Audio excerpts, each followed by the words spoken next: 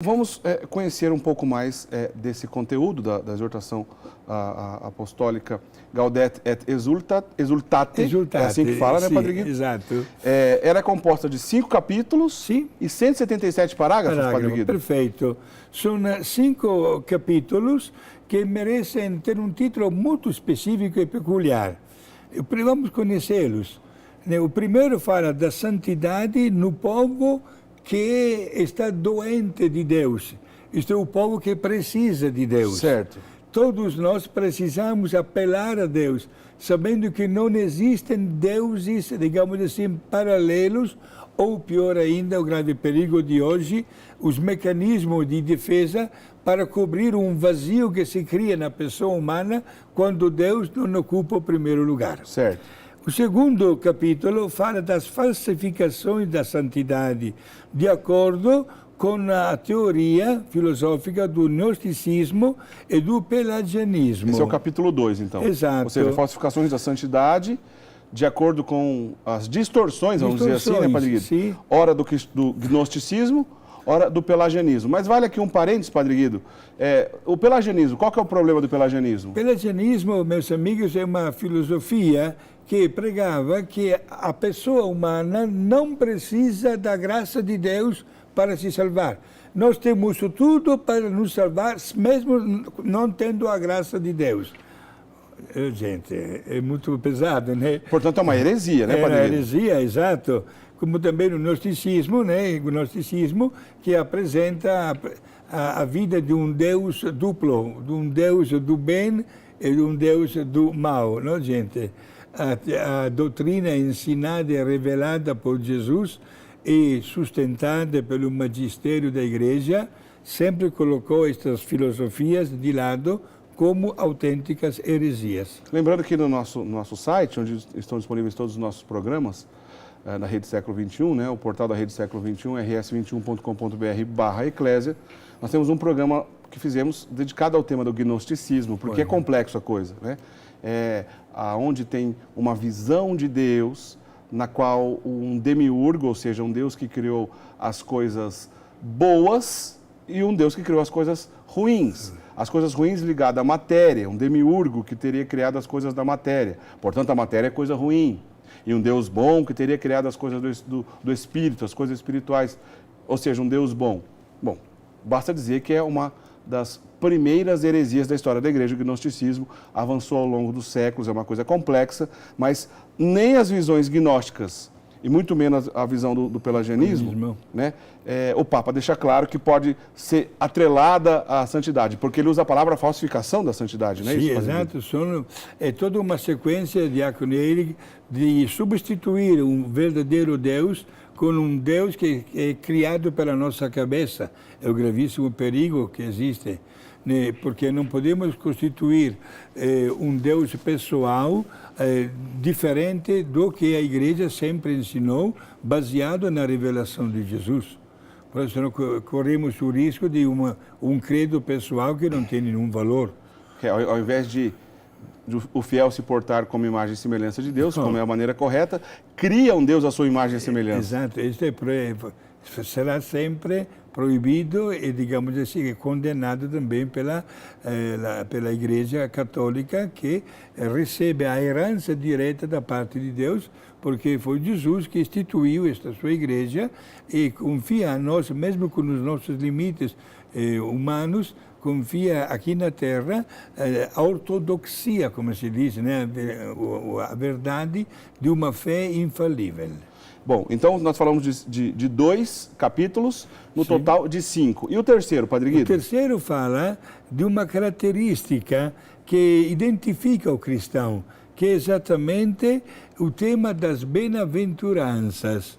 E o Papa cita as bem-aventuranças que estão registradas em 2 evangelhos, no Evangelho de Mateus, o capítulo 5, e no Evangelho de Lucas, onde determinados valores que talvez a nossa natureza humana gostaria, Diácono Eric, colocar de lado, se tornam, pelo contrário, prioritários.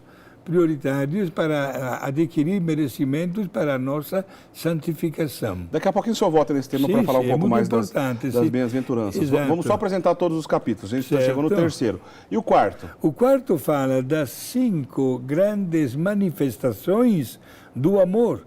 O amor que se manifesta com alegria, com fervor, com o serviço humilde, com a partilha numa comunidade. E o Papa repete uma famosa frase que de autoria do saudoso e grande e santo padre, o Papa João Paulo II, em português, não tenhais medo. Em língua italiana, não abbiate paura. O Papa cita em língua italiana essa famosa frase, o Papa João Paulo II falou logo depois de ser eleito, não foi, Padre Guido? Exato, né? Quando se dirigiu sobretudo aos jovens. Né? E esta frase continua dando a volta no mundo, porque para mostrar o valor de um credo no qual nós mostramos todo o nosso a nossa adesão, não devemos ficar com medo, porque acreditamos na assistência de Deus passo a passo para que o nome dele seja cada vez mais conhecido e amado. Bom, e por último, o quinto capítulo, qual que é o assunto, Padre? O assunto seria, ele trata da luta que devemos sempre fazer contra qualquer forma e expressão do mal. E, portanto, nos ajuda, neste último capítulo, a ter um bom discernimento a respeito do bem e do mal, e alimentando a nossa vida com um profundo amor para com Nossa Senhora. Digamos a verdade, Diácono Eric, que todos os documentos pontifícios tem sempre um destaque para Nossa Senhora. Bonito, que bonito. Não falava do Papa João Paulo II, que até dedicou o seu pontificado, né? Eu arriscaria dizer que se trata de um papado mariano, Padre Guido. Sim, sim. Olha, muito bem acertado este título, né? O Papa sabe que quando se trata de alcançar a santidade, a presença desta mãe que acompanha a nossa caminhada é indispensável. Por isso ele se apega a Maria e transmite a necessidade do nosso apego a Nossa Senhora. Quando nós consagramos a ela o que nós realizamos no dia a dia, estamos em boas mãos e a nossa caminhada vai para frente. Bom, então apenas recapitulando o título, né, o assunto dos 5 capítulos, né, que compõem a exortação apostólica Gaudete et Exsultate. Vamos lá. O número 1, Padre Guido. É a santidade no povo que precisa de Deus, que é doente de Deus. Certo. Número 2. As falsificações da santidade, de acordo com a teoria filosófica no gnosticismo e pelagianismo, que são consideradas heresias. A 3.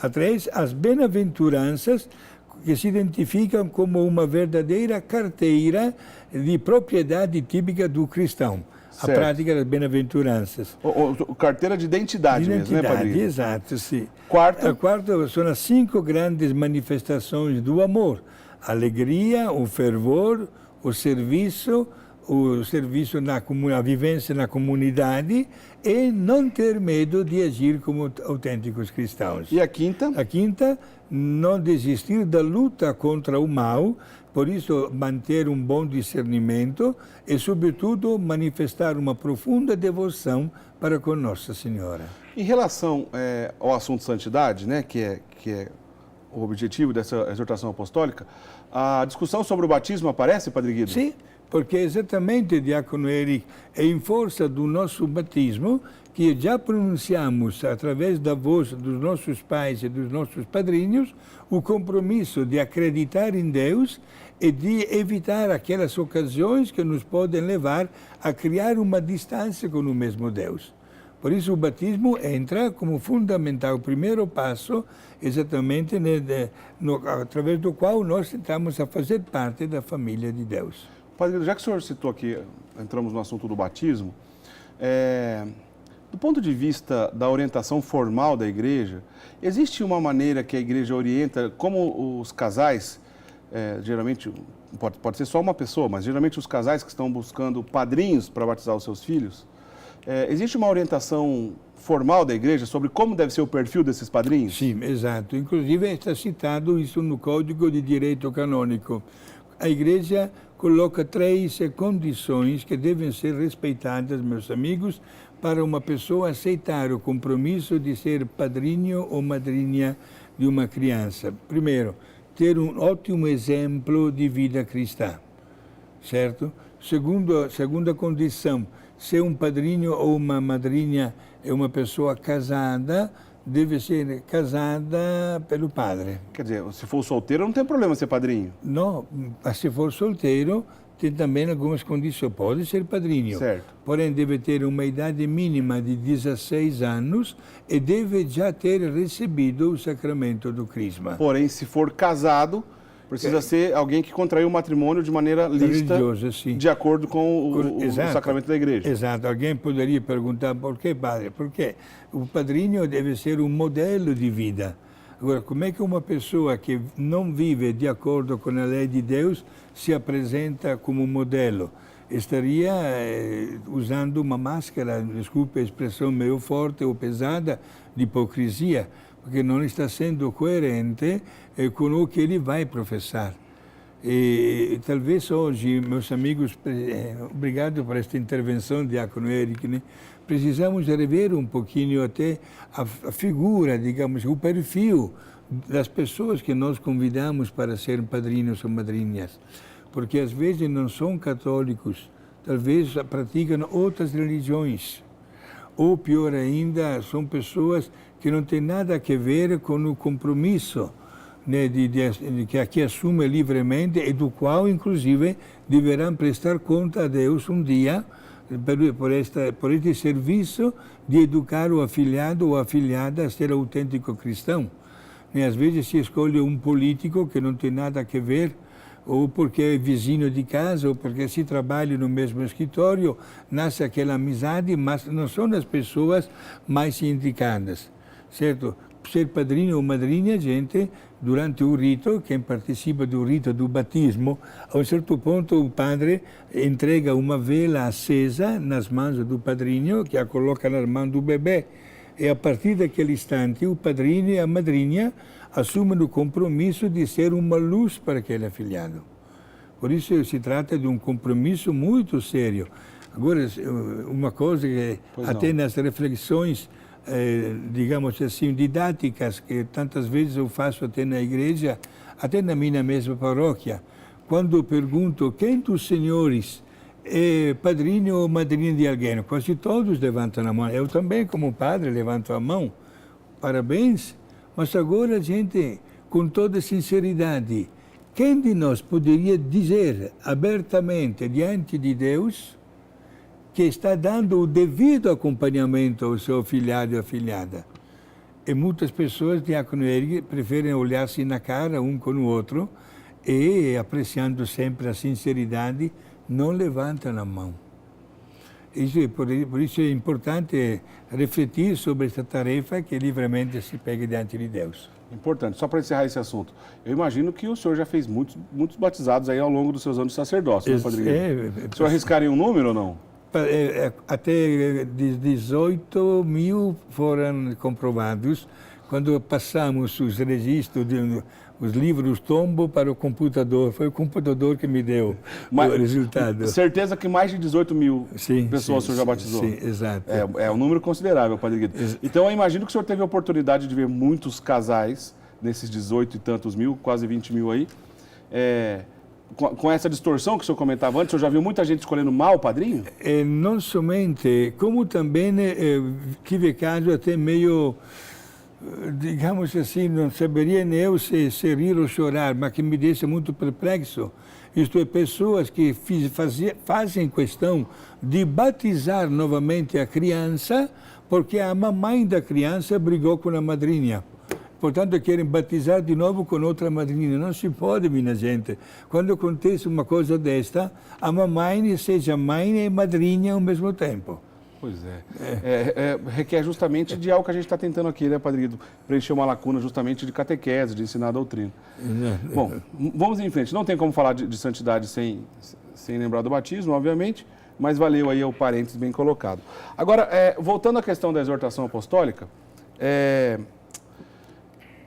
o Papa Francisco, eu imagino que ele vai apresentar alguns exemplos de santidade, né, Padre Guido? A gente conversou não faz muito tempo aqui no programa Eclésia, também está lá no nosso site para quem quiser assistir. Fizemos uma série sobre todos os doutores da igreja, né? E na série nós lembramos das mulheres que são doutoras da igreja. O Papa Francisco também lembra disso nessa exortação, Padre Guido? Sim, e cita inclusive as 4 mulheres, que são 36 doutores da igreja, 32 homens e 4 mulheres. São elas, a primeira é Catarina de Sena, que é padroeira inclusive do meu país, da Itália, juntamente com São Francisco de Assis.